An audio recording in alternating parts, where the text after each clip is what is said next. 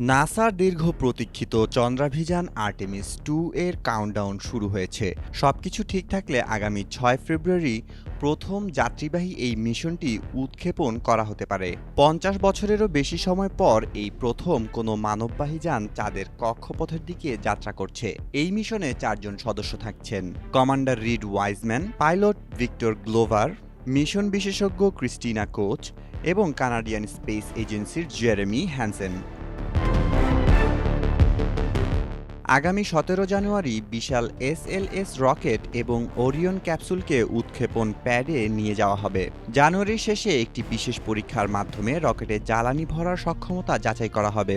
10 দিনের এই মিশনে মহাকাশচারীরা ওরিয়ন যানের কার্যকারিতা পরীক্ষা করবেন এবং চাঁদের অনেক দূর পর্যন্ত ভ্রমণ করবেন।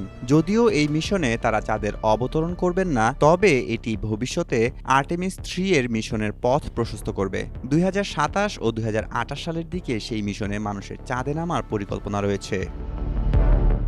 মেহেদী মাসুদ, জনকণ্ঠ।